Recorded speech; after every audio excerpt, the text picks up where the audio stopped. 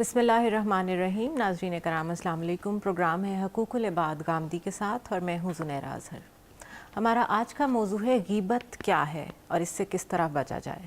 جاوید احمد گامدی ہمارے ساتھ ہیں. السلام علیکم گامدی صاحب. وعلیکم السلام. سورہ حجرات میں جو یہ خاص طور پہ کہا گیا ہے کہ تم کسی کی پیٹھ پیچھے برائی نہ کرو, یہ پیٹھ پیچھے سے مطلب چھپ کے کرنے کو زیادہ غلط سمجھا گیا, یعنی آپ سامنے بات کر سکتے ہیں؟ غیبت کا لفظ اصل میں قرآن مجید کی اسی تعبیر سے نکلا ہے. لا یغتب بعضکم بعضا, تم میں سے کوئی پیٹھ پیچھے کسی کی برائی نہ کرے, یہی بات کہی ہے. اور اس کی شناعت بیان کی ہے یہ کہہ کے کہ کیا تم اپنے مردہ بھائی کا گوشت کھانا پسند کرو گے؟ صحیح. فرمایا فکرہتموہ, تمہیں تو یہ بہت ناپسند ہوگا. جب یہ ناپسند ہے تو پھر پیٹھ پیچھے برائی بھی نہیں کرنی چاہیے. پیٹھ پیچھے جب ہم برائی کرتے ہیں تو ایک تو یہ ہے نا کہ کوئی ضرورت پیش آ گئی ہے. مثال کے طور پر کوئی آدمی آپ سے مشورہ کرنے کے لیے آ گیا ہے کہ میں اپنی بیٹی کا رشتہ کرنا چاہتا ہوں یا اپنے بیٹے کو بیاہنا چاہتا ہوں. آپ کے ہمسائے میں فلاں صاحب رہتے ہیں یا آپ کے اعزہ میں سے ہیں یا آپ جانتے ہیں, تو آپ کی ذمہ داری ہے کہ اگر آپ کے علم میں کوئی ایسی چیز ہے تو آپ شائستگی کے ساتھ بتا دیں, متنبع کر دیں. اسی طرح سے بعض اوقات تحقیق کے پیش نظر ضرورت پڑ جاتی ہے, جیسے ہمارے محدثین کو یہ ضرورت پڑی کہ وہ راویوں کی تحقیق کریں.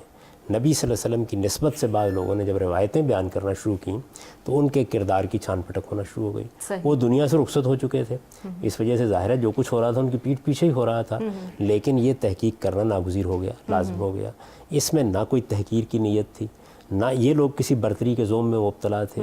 یہ ایک نقطہ نظر کے مطابق کام کر رہے تھے جس میں ان کے پیش نظر یہ تھا کہ رسول اللہ صلی اللہ علیہ وسلم کی طرف کسی غلط بات کی نسبت نہیں ہونی چاہیے.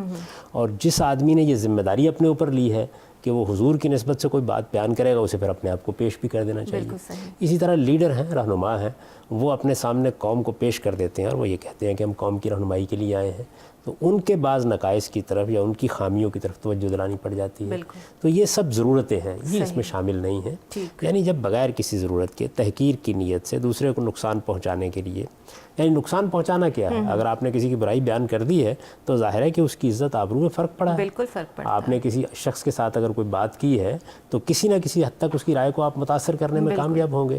تو یہ تحقیر کی نیت سے جب ہم کسی کی پیٹھ پیچھے اس کی برائی کرتے ہیں, در حقیقت یہ وہ چیز ہے کہ جس کو غیبت کہا جاتا ہے. سامنے برائی بیان کر دینا یہ غیبت نہیں ہے, اس کے اپنے کچھ نقائص ہو سکتے ہیں. ظاہر بات ہے کہ جب آپ اپنے ایک بھائی کے سامنے اس کی برائی بیان کریں گے تو یہ اس کو بری لگ سکتی ہے. تو اس میں تصحیح کرنے کا ایلیمنٹ بھی تو ہو سکتا ہے کہ آپ اس کی کریکشن کرنا چاہتے ہیں, کیا برا لگنا چاہیے اس بندے کو؟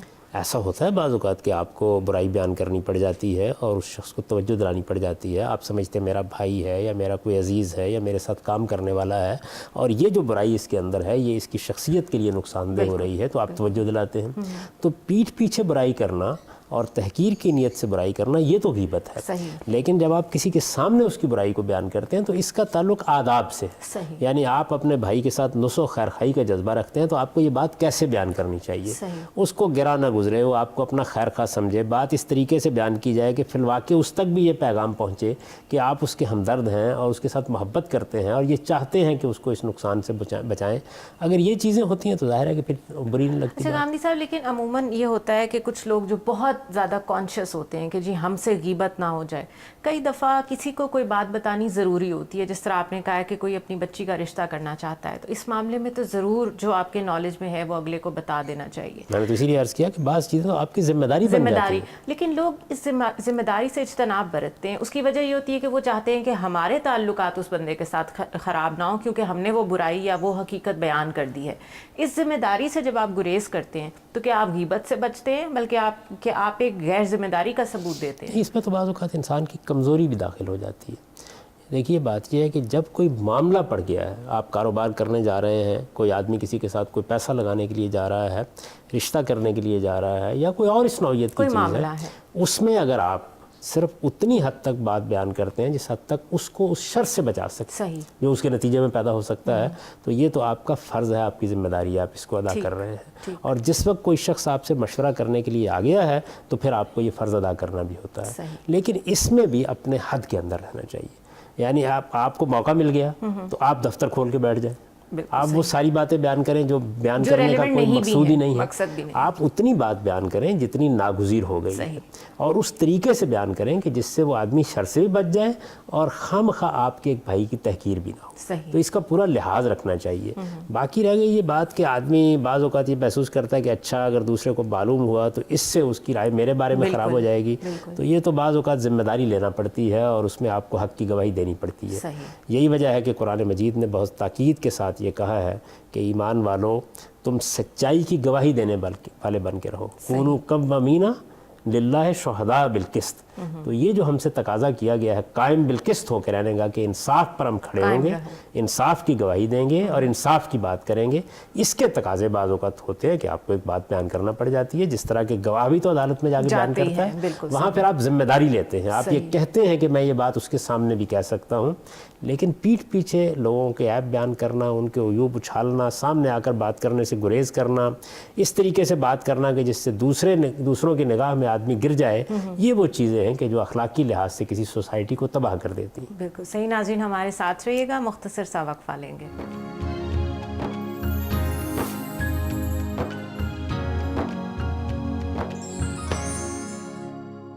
ویلکم بیک ناظرین. حقوق العباد گامدی کے ساتھ میں آج ہم غیبت ڈسکس کر رہے ہیں. جاوید احمد گامدی ہمارے ساتھ ہیں. گامدی صاحب, ایک نفسیاتی پہلو بھی ہے اس برائی کا, غیبت کا, وہ یہ کہ آپ کے ساتھ زیادتی ہوئی ہے اور اس میں چاہے کسی کی کوئی عیب شامل ہے, کسی کی کوئی برائی شامل ہے, یا جو بھی, آپ بہرحال کسی کے ساتھ شیئر کرنا چاہتے ہیں, آپ شیئر کر لیتے ہیں, آپ کا دل ہلکا ہو جاتا ہے, اس سے زیادہ آپ کی نیت اور کچھ نہیں ہے. کیا یہ بھی غیبت میں آئے گا؟ بعض حالات میں یہ چیز ناگزیر ہو جاتی ہے, لیکن اس میں بھی وہی بات ہے کہ آپ کو حدود کے اندر رہ کر بات کرنی چاہیے. صحیح. یعنی ایک شخص نے آپ کے ساتھ کوئی زیادتی کی ہے, آپ اس زیادتی کو بیان کر رہے ہیں تو پھر اتنا ہی بیان کیجئے جتنا آپ کے ساتھ معاملہ ہوا ہے, اور اس میں بھی اس بات کا خیال رکھیے کہ آپ کی کیوں بیان کرنے جا رہے ہیں, یعنی کیا پیش نظر ہے آپ کے, اور کس سے بیان کرنے جا رہے ہیں, محرکات, آپ کی نیت, یہ اللہ کے ہاں دیکھی جا رہی ہے. اور یہ اصول کے طور پر سمجھ لینا چاہیے کہ انما الاعمال بالنیات, آپ کی جو نیت ہوتی ہے اس کے لحاظ سے آپ کے اعمال کا وزن بھی قیامت میں ہوگا. اس موقع کے اوپر بھی احتیاط کرنی چاہیے کہ ایسا نہ ہو کہ کیتھارسس کے نام پر, ذرا دل کی بڑاس نکالنے کے نام پر آپ دوسرے کو نقصان پہنچا دیں, یا اس کی عزت دوسروں کی نگاہوں میں خراب کر دیں, یا اس کا تاثر لوگوں کی نگاہوں میں بگاڑ دیں.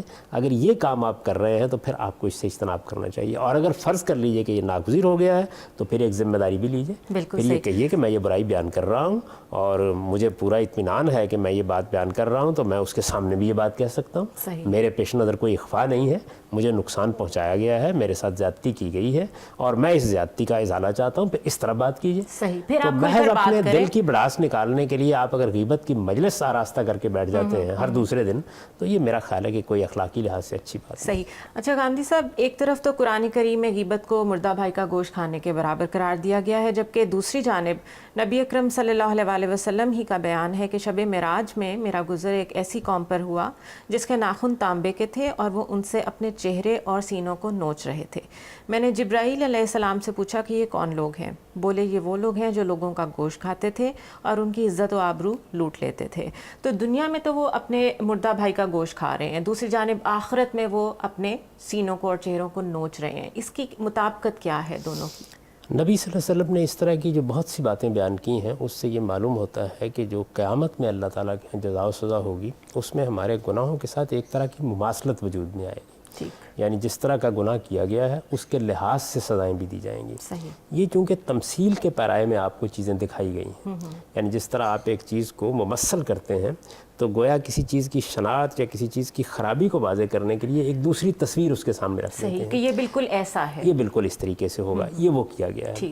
یہ ضروری نہیں ہے کہ قیامت کے دن بھی یہ چیزیں اسی صورت میں نمودار ہوں. نبی صلی اللہ علیہ وسلم کو یہ چیزیں دکھائی گئیں تاکہ ان کے ذریعے سے آپ لوگوں کو تذکیر کریں اور لوگوں کو بتائیں کہ یہ کوئی معمولی درجے کی چیز نہیں ہے. یعنی کسی کے پیٹھ پیچھے اس کی برائی کرنا, اس کی عزت خراب کرنے کی کوشش کرنا, اس کی آبرو کے درپے ہونا, اس کے ایسے نقائص بیان کرنا کہ جو آپ اس کے سامنے کہنے کی ہمت نہیں رکھتے, یہ چیز کوئی آسان چیز نہیں ہے کہ آپ یہ سمجھیں کہ ہنی ان مریا یہ تو کھانے پینے کا معاملہ ہے, چلیے ہو گیا. نہیں فرمایا, جیسے قرآن مجید نے بھی کہا اور آپ نے اس روایت میں بھی حوالہ دیا ہے, جیسے یہ فرمایا کہ یہ ایسے ہی ہے کہ آپ اپنے مردہ بھائی کا گوشت کھا رہے ہیں. تو اس وجہ سے دنیا میں بھی اس سے اجتناب کرنا چاہیے اور آخرت میں بہرحال اس نتیجے کو سامنے رکھ کے بتا دیا گیا ہے کہ دیکھ سکتے ہیں اس کا نتیجہ یہ بھی ہو سکتا ہے. صحیح. اچھا گاندھی صاحب، ایک تو یہ بات ہو گئی کہ آپ پیٹھ پیچھے برائی کر رہے ہیں. چلیں اگر آپ سامنے بھی برائی کر رہے ہیں تو اس کی ایک بہت بڑی مثال میں دوں گی جو آج کل ہوتا ہے. ہمارے سیاستدان جس طریقے سے ایک دوسرے پر الزامات لگاتے ہیں اور ان کی کوئی حد نہیں ہے. کس طرح کی باتیں سامنے آتی ہیں جس سے ایک لیڈرشپ کا امیج بھی خراب ہو رہا ہے اور ہم آگے بڑھنے سے رک گئے ہیں. کیا آپ کو لگتا ہے کہ برائی کرنا چاہے سامنے یا پیچھے، ہم جتنی مرضی اس کی جسٹیفیکیشنز دے دیں، یہ تنزلی کا باعث بنتا ہے؟ کسی معاشرے کے اندر اگر لوگ ایک دوسرے کے اس طرح درپے ہو جائیں، ایک آدمی دوسرے آدمی پہ الزام در رہا ہو، دوسرا اس پر الزام در رہا ہو، تو یہ معاشرے کی بڑی بدترین تصویر ہے جو ہمارے سامنے آتی ہے. اس میں بالعموم لوگ بے احتیاطی سے کام لیتے ہیں. آپ نے اکثر و بیشتر دیکھا ہوگا کہ ان کے پاس کوئی ثبوت نہیں ہوتا، وہ کوئی حقائق سے واقف نہیں ہوتے، لیکن ایک بات سنی ہے انہوں نے، یہاں سے سنی وہاں سے سنی، اس کے بعد تقریر کرنے کے لیے کھڑے ہوئے. اور جب آدمی تقریر کے لیے کھڑا ہوتا ہے تو بعض اوقات یہ بھول جاتا ہے کہ اس کو ایک دن اسی طریقے سے خدا کی بارگاہ میں بھی کھڑے ہونا ہے. اور وہ جگہ وہ ہے کہ جہاں پر پھر الفاظ آپ کا ساتھ نہیں دیں گے اور آپ کو معلوم ہو جائے گا کہ یہاں پر اس طرح باتیں نہیں کہی جا سکتی اور آپ کو اپنے کہے ہوئے ایک ایک لفظ کا وہاں جواب دینا ہوگا. اس کو لوگ بھول جاتے ہیں. اکثر و بیشتر آپ نے دیکھا ہوگا کہ جب پھر اس کے بعد آپ محاسبہ کریں یا تعاقب کریں اور آپ یہ پوچھنا چاہیں کہ آپ نے یہ بات کہاں سے سنی تھی، کہاں سے معلوم کی تھی، تو لوگوں کے پاس کچھ بھی نہیں ہوتا. یعنی اس موقع کے اوپر یہ عبرتناک تصویر سامنے آتی ہے کہ ایک بات آپ سے سنی، ایک بات مجھ سے سنی، وہاں سے سنی، اس کے بعد دو چار چیزیں اس میں اپنی طرف سے شامل کی اور پھر اس کو بیان کرنا شروع کر دیا. اور چونکہ اس کو معلوم ہے کہ کوئی میرا کیا کر لے گا، تو اس وجہ سے ظاہر ہے کہ اس طرح کے معاملات ہوتے رہتے ہیں. تو اسلام میں صرف غیبت ہی ممنوع نہیں ہے، اسلام میں لوگوں کا مذاق اڑانا بھی ممنوع ہے، تمسخر کرنا بھی ممنوع ہے، تنابز بالالقاب یعنی لوگوں کے برے برے نام رکھنا بھی ممنوع ہے، ان پر غلط الزام لگانا بھی ممنوع ہے، بدگمانی کرنا بھی ممنوع ہے.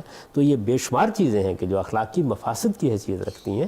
اگر یہ کسی معاشرے میں پیدا قومیں تباہ ہو جاتی ہیں اور افراد کی بھی در حقیقت ذہنیت اتنی پست ہو جاتی ہے کہ وہ کوئی مثبت خدمت انجام دینے کے قابل نہیں رہتے.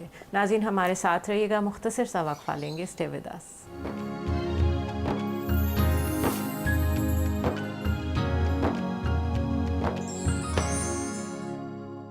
ویلکم بیک ناظرین. حقوق العباد گاندھی کے ساتھ میں آج ہم ڈسکس کر رہے ہیں کہ غیبت کیا ہے اور اس سے کس طرح بچا جائے.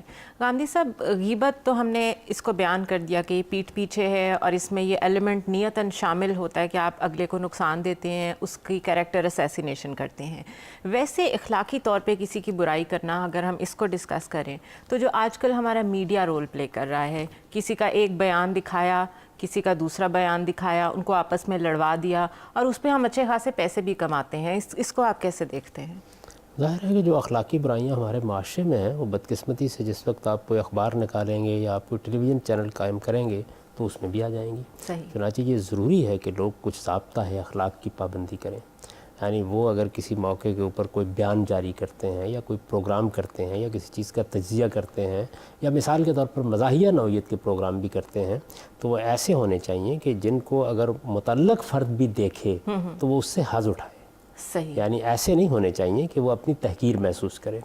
کسی کی تحقیر کرنا، اس کا تمسخر اڑانا، یہ چیزیں وہ ہیں کہ جو اسی طرح ممنوع ہیں جس طرح کی غیبت ممنوع ہے. یعنی قرآن مجید نے سورہ حجرات میں جہاں غیبت کا ذکر کیا ہے وہاں یہ بھی کہا ہے کہ لا یسخر قوم من قوم، یعنی تم میں سے کوئی گروہ دوسرے کا تمسخر نہ اڑائے، مذاق نہ اڑائے.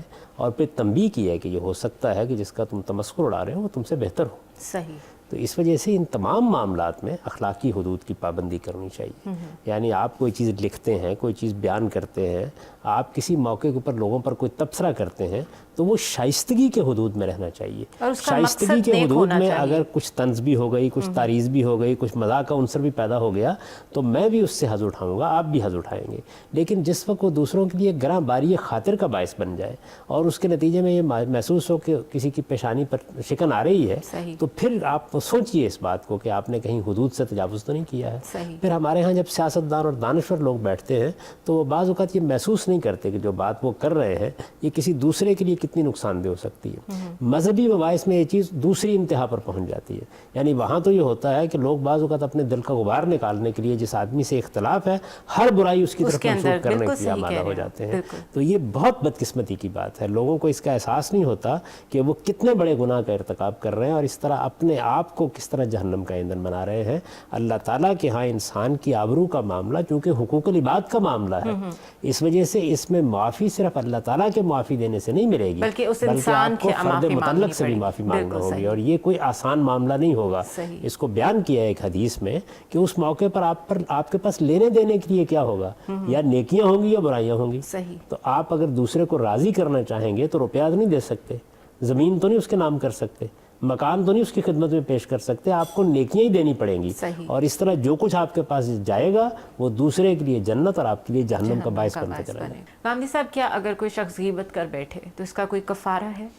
سب سے پہلی چیز تو یہ ہے کہ اپنے رب سے معافی مانگے، دوسری چیز یہ ہے کہ حوصلہ کرے اور اپنے بھائی سے بھی جا کر معافی مانگے۔ اگر فرض کیجئے کہ ایسی صورت نہیں رہی کہ معافی مانگ سکے تو پھر اس کے لیے دعا کرے۔ اور اگر کوئی بڑا نقصان ہو گیا ہے تو اس سے تو آپ ساری عمر اس سے نکل نہیں سکتے پھر کہ آپ کو آپ اس کی کی غیبت تلافی سے، کرنے کی کوشش کرنی چاہیے۔ چاہے وہ بعض جس طرح اوقات بھی ہو۔ جس طرح بھی ہو، صحیح۔ اس کی وجہ یہ ہے کہ یہ تو آپ کو یہی معاملہ چکا لینا چاہیے۔ صحیح۔ اگر آپ یہاں چکا لینے میں کامیاب نہیں ہوئے تو میں نے عرض کر دیا کہ آخرت میں چکانا آسان نہیں ہوگا۔ اگر آپ نے کسی کی برائی بیان کی ہے، اس سے اس کو کوئی نقصان پہنچا ہے، تو پھر آپ کو آگے بڑھ کر اس کی تلافی کرنے کی کوشش کرنی چاہیے۔ یہ تلافی آپ کر سکتے ہیں تو کیجئے، نہیں کر سکتے تو پھر اس تلافی کے اور بہت سے دوسرے راستے ہیں جو اختیار کیے جا سکتے ہیں۔ وہ آدمی دنیا میں نہیں رہا، ہو سکتا ہے کہ وہ آپ کی پہنچ سے دور چلا گیا ہے، اس کے اعزاء اقربا سے کوئی خیر کیا جا سکتا ہے، اس کو کوئی فائدہ پہنچایا جا سکتا ہے، اس کے لیے اور کچھ نہیں تو آپ دعائے خیر کر سکتے ہیں۔ اپنے رب سے بھی معافی مانگیے، فرض سے بھی معافی مانگیے، گناہ کی تلافی کرنے کی بھی کوشش کیجیے تاکہ یہیں آپ کا حساب صاف ہو جائے۔ یہ حساب یہاں اگر صاف نہیں ہوا تو قیامت میں اس کو صاف کرانا آسان نہیں ہوگا۔ بہت شکریہ گاندھی صاحب ہم سے بات کرنے کا۔ ناظرین، مجھے اجازت دیجیے، اللہ حافظ۔